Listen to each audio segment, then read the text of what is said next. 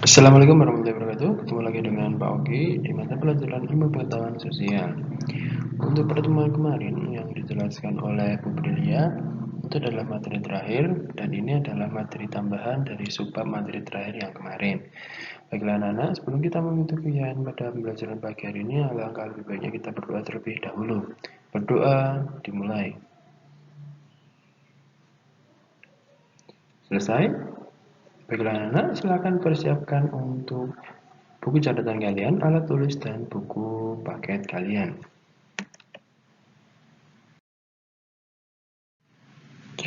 Kegiatan pembelajaran pada pagi hari ini masih membahas mengenai kompetensi dasar 3.1, yaitu memahami perubahan keruangan dan interaksi antar ruang negara-negara Asia dan benua lainnya yang diakibatkan faktor alam, manusia, dan pengaruhnya terhadap keberlangsungan kehidupan manusia dalam ekonomi, politik, sosial, dan pendidikan.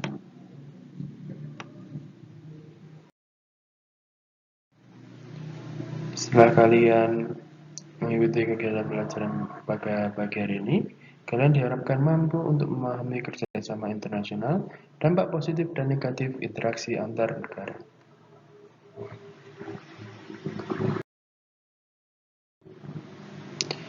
Baiklah, kita memasuki materinya, yaitu yang pertama adalah bentuk-bentuk kerjasama internasional. Ada 4 bentuk. Yang pertama adalah kerjasama bilateral, yang kedua adalah kerjasama regional, yang ketiga adalah kerjasama multilateral, dan yang terakhir adalah kerjasama internasional.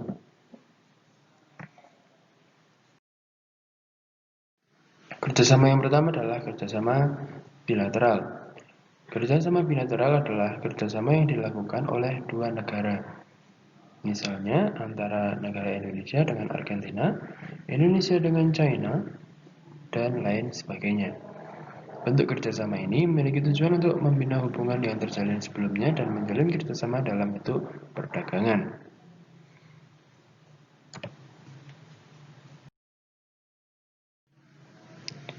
Kerjasama yang kedua adalah kerjasama regional. Kerjasama yang terjalin antara negara-negara yang berada dalam satu wilayah atau kawasan yang bertujuan untuk menciptakan perdagangan bebas di negara-negara pada kawasan tertentu.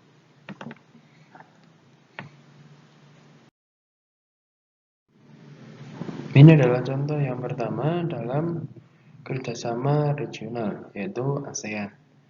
ASEAN adalah kepanjangan dari Association of Southeast Asia Nations atau organisasi kerjasama regional di kawasan Asia Tenggara dalam bidang ekonomi, sosial, budaya, dan politik yang berdiri pada tanggal 8 Agustus tahun 1967 di kota Bangkok, Thailand.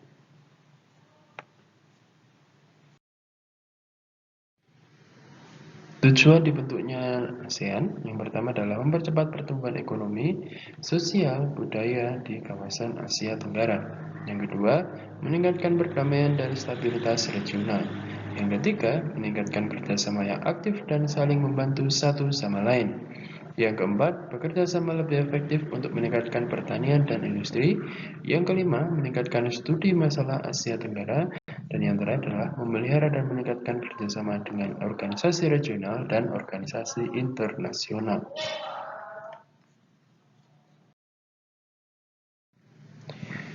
Bentuk-bentuk kerjasama ASEAN. Ada banyak sekali bentuk kerjasamanya, yaitu dalam bidang iptek, industri, keuangan atau ekonomi, bidang politik, bidang sosial dan budaya, dan bidang pendidikan.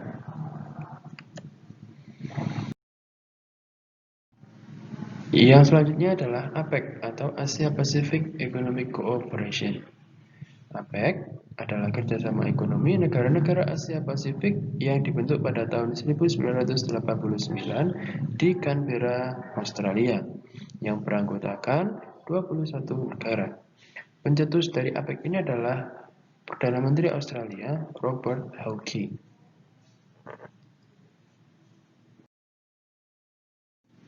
Tujuan dibentuknya APEC adalah yang pertama meningkatkan kerjasama ekonomi di bidang perdagangan dan investasi. Yang kedua, menjalin kerjasama di bidang pariwisata dan peningkatan sumber daya manusia. Dan yang terakhir adalah membentuk perdagangan bebas di kawasan Asia Pasifik.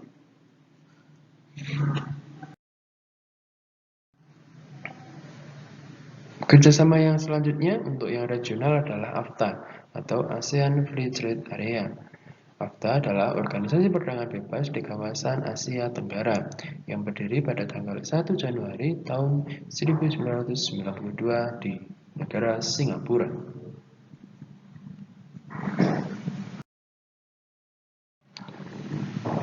Tujuan organisasi AFTA adalah yang pertama meningkatkan daya saing ekonomi kawasan Asia Tenggara. Yang kedua adalah menjadikan Asia Tenggara atau ASEAN salah satu basis produksi dunia. Dan yang terakhir adalah menarik investasi dan meningkatkan perdagangan antar anggota ASEAN.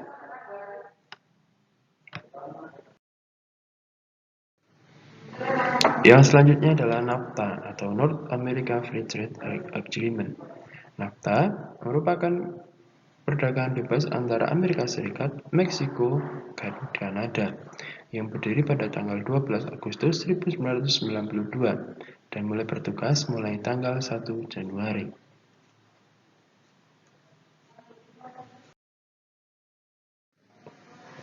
Tujuan dibentuknya NAFTA adalah yang pertama meningkatkan kerjasama atau kegiatan ekonomi para anggotanya, yang kedua pengaturan impor dan produksi sesama anggota, yang ketiga adalah adanya standarisasi barang-barang yang diperdagangkan, yang keempat adalah mengusahakan adanya perlindungan bagi konsumen mengenai aspek keselamatan, kesehatan, dan lingkungan hidup.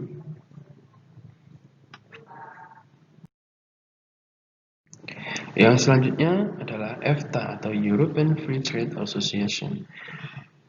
EFTA adalah organisasi perdagangan bebas di antara negara-negara Eropa yang berdiri pada tanggal 3 Mei 1960 yang beranggotakan Inggris, Finlandia, Denmark, Austria, Islandia, Norwegia, Portugal, Swedia, dan Swiss.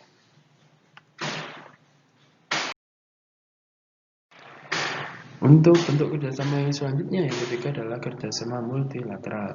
Kerjasama multilateral adalah suatu bentuk kerjasama ekonomi yang terdiri dari beberapa negara di dunia. Untuk contohnya adalah UNCTAD atau United Nations Conference on Trade and Development. UNCTAD ini adalah organisasi yang bergerak di bidang perdagangan dan pembangunan yang berdiri pada bulan Desember tahun 1964 dengan tujuan sebagai fasilitator kerjasama perdagangan di antara negara industri maju dan negara-negara sedang berkembang.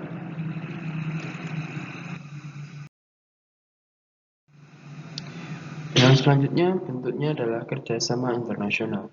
Kerjasama internasional adalah kerjasama dalam berbagai bidang yang terdiri dari beberapa negara yang meliputi hampir seluruh dunia.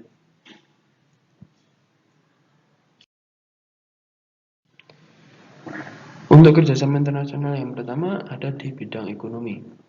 Contohnya ada tiga. Yang pertama adalah WTO atau World Trade Organization yang berdiri pada tanggal 15 April tahun 1994 yang berkedudukan di Jenewa, Swiss. Tugas WTO adalah menyelenggarakan dan mengawasi pelaksanaan perdagangan bebas dunia. Yang kedua adalah IMF atau International Monetary Fund yang berdiri pada tanggal 27 September tahun 1945 yang tujuannya adalah untuk memajukan kerjasama internasional di bidang ekonomi, keuangan, dan perdagangan. Dan contoh yang terakhir adalah OPEC atau Organization of Petroleum Exporting Country berdiri pada tanggal 14 September 1960 yang berkedudukan di Baghdad, Irak, yang anggotanya adalah Uni Emirat Arab, Qatar, Indonesia, Gabon, Aljazair, Nigeria, Libya, Ekuador. Yang pendirinya adalah Saudi Arabia, Kuwait, Iran, Irak, dan Venezuela. OPEC ini berfokus pada ekspor atau organisasi pengekspor petroleum. Petroleum itu adalah minyak dan gas bumi.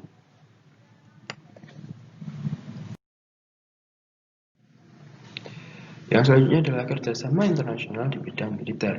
Contohnya ada 4. Yang pertama adalah SEATO atau Southeast Asia Treaty Organization yang berdiri pada tanggal 8 September 1954 di Filipina. Dengan tujuannya adalah memblokir perkembangan komunisme yang lebih lanjut di Asia Tenggara. Yang kedua adalah ANZUS atau Australia, New Zealand, dan United States yang berdiri tanggal 1 September 1991. Yang ketiga adalah NATO, North Atlantic Treaty Organization, yang berdiri pada tanggal 4 April 1949. Kantor pusatnya ada di Brussels, Belgia. Tujuan NATO antara lain adalah menghilangkan skala persengketaan di politik internasional. Yang kedua, tidak adanya ancaman militer yang terjadi di kalangan internasional. Yang ketiga, menyelesaikan sengketa dengan cara damai. Yang keempat, membela negara-negara anggotanya. Yang terakhir, contoh kerjasama internasional di bidang militer adalah KAA atau Konferensi Asia Afrika yang berdiri pada tanggal 18 sampai dengan 24 April 1955 di Bandung, Indonesia, yang diprakarsai oleh Presiden Indonesia yang pertama, yaitu Insinyur Soekarno.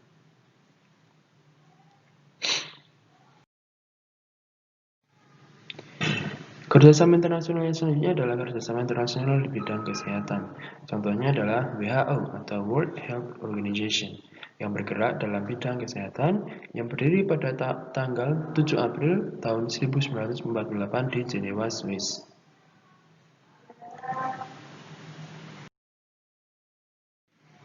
Kerjasama internasional yang selanjutnya adalah kerjasama internasional di bidang sosial. Untuk contohnya yang pertama adalah FAO atau Food and Agricultural Organization atau Organisasi Pangan dan Pertanian Dunia yang berdiri pada tanggal 16 Oktober 1945 di Quebec, Kanada. Yang kedua adalah ILO atau International Labour Organization, adalah organisasi perburuhan internasional yang berdiri pada tanggal 11 April tahun 1919 yang bertujuan untuk memperjuangkan nasib dan hak-hak kaum buruh. Dan yang terakhir adalah UNICEF atau United Nations International Children Emergency Fund. Atau UNICEF ini adalah organisasi dalam bidang kemanusiaan dan kesejahteraan anak yang berdiri pada tahun 1946 di New York, Amerika.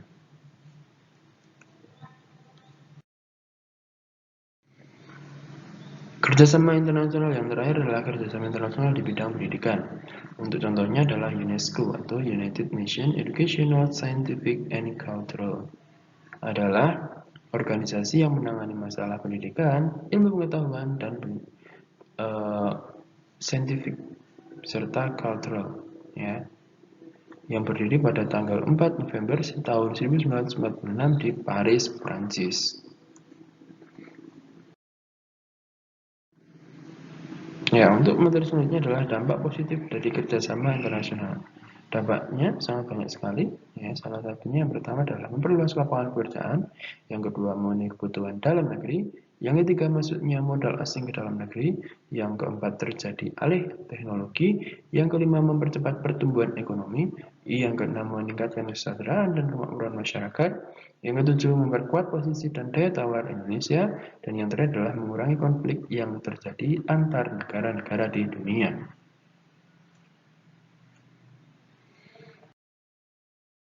Nah, selain dampak positif, ada juga dampak negatif dengan adanya kerjasama ekonomi internasional ini. Yang pertama adalah banyaknya TKI ilegal. Yang kedua, ketergantungan terhadap negara lain. Yang ketiga adalah pasar dalam negeri dikuasai oleh produk asing. Yang keempat adalah mundurnya perusahaan dalam negeri. Dan yang terakhir adalah meningkatnya pengangguran.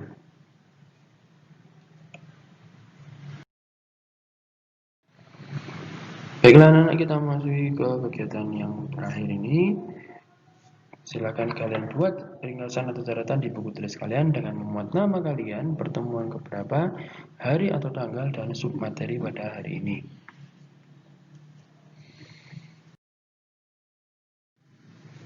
Baiklah anak-anak, terima kasih telah mengikuti kegiatan pada pagi hari ini. Jika Pak Oki ada salah kata, mohon maaf.